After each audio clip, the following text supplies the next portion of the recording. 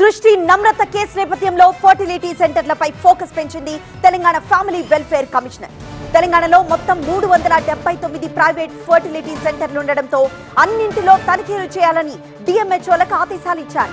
Surrogacy చేయించుకోవాలంటే ప్రభుత్వ అనుమతి తప్పనిసరి అంటున్నారు ఫ్యామిలీ వెల్ఫేర్ కమిషనర్ సంగీత.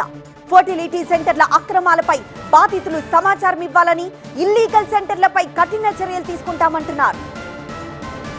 ఫర్టిలిటీ సెంటర్ల అక్రమాలపై తెలంగాణ ఫ్యామిలీ వెల్ఫేర్ కమిషనర్ సంగీత సత్యనారాయణ ఇంకా ఏమంటున్నారు మా సీనియర్ కరెస్పాండెంట్ ఎలేందర్ రిపోర్ట్ చేస్తారు. ఇప్పటి వరకు మన రాష్ట్ర వ్యాప్తంగా ఎన్ని సెంటర్స్ ఐవీఎఫ్ సెంటర్లు రిజిస్టర్ అయి ఉన్నాయి? ఆ రిజిస్టర్ అవ్వడానికి ఎట్లాంటి ప్రాసెస్ ఉంటుంది? ఐవీఎఫ్, ఐయుఐ, ఐవీఎఫ్, సరోగసీ, ఇవి 3 different modes of assisted reproductive technology అంటారు. ఆ ఏఆర్టీ అండ్ సరోగసీ యాక్ట్ కింద ఈ ఫెసిలిటీస్ అన్నీ రిజిస్టర్ చేసుకోవాల్సి ఉంటుంది. And we have 2 government facilities. రీసెంట్గా మినిస్టర్ గారు ఇనాగ్రేట్ చేసిన పేట్ల బుర్జ్ అండ్ గాంధీ.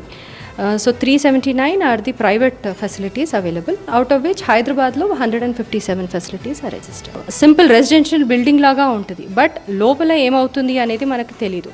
So ఇట్లాంటి unregistered facility, for that matter IVF or any surrogacy anate kaadu, any medical procedure or any medical treatment, any medical diagnosis చేయడం అనేది కూడా అది చట్టరీత్యా నేరం. సో ఇట్లాంటి ఇల్లీగల్ ఆపరేషన్స్ చేసుకుంటూ ఆర్ ఎక్స్పైర్డ్ లైసెన్స్ తోటి చేస్తున్న వాళ్ళందరినీ కూడా రిపీటెడ్గా we have to conduct drives.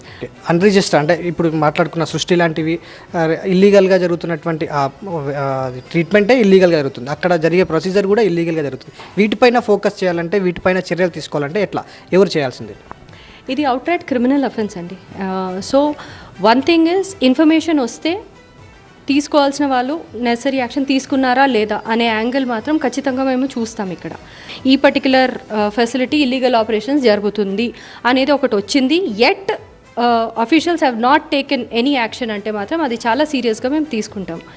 But కొన్ని ఇన్ఫర్మేషన్ రాకుండా కూడా under the guise of some other business ఇట్లాంటివి నడుస్తున్నాయి, ఇల్లీగల్గా అవుతున్నాయి అంటే మాత్రం ఆ ఇన్ఫర్మేషన్ ఎప్పటికెప్పుడు through public or through media and through proper police or departmental raids, that is where we'll get the information. అందుకే అంటున్నాను, ఆ ఇన్ఫర్మేషన్ ఇస్తే then we can take necessary action. అంటే whether they are eligible for surrogacy and whether it is essential that they go for surrogacy అని వాళ్ళు certify చేసి ఇస్తారు. It comes to us and at the state level మేము legally and medically ఈ parameters అన్ని ప్రాపర్గా ఉన్నాయా లేదా అని చూసి we give them the go ahead, ఒక permission to go for surrogacy. If otherwise eligible అంటే మాత్రం వాళ్ళకి కావాల్సిన పర్మిషన్స్ ఇమీడియట్గా ఇచ్చేటట్టు మేము చూస్తాం. సో ఓవరాల్గా ఈ ఇష్యూ బయటపడింది కాబట్టి ఓవరాల్గా రాష్ట్ర వ్యాప్తంగా ఎన్ని సెంటర్స్ నడుస్తున్నాయి, ఇల్లీగల్గా ఎలా నడుస్తున్నాయి, రిజిస్టర్ అయ్యి ప్రాసెస్ ప్రకారం నడుస్తున్నాయా లేదా అనే అంశాలకు సంబంధించి ఫోకస్ చేసేందుకు త్వరలోనే వీటన్నిటిపైన రైట్స్ చేస్తాము, తనిఖీలు చేస్తాము, దానిపైన ఒక రిపోర్ట్ తయారు చేస్తాము, ప్రభుత్వానికి నివేదికిస్తాము అనేది మాత్రం వైద్య ఆరోగ్య శాఖ అధికారులు చెప్తున్నటువంటి మాట. వీడియో జర్నలిస్ట్ రంగాతో ఎలేందర్ రెడ్డి, TV9 హైదరాబాద్.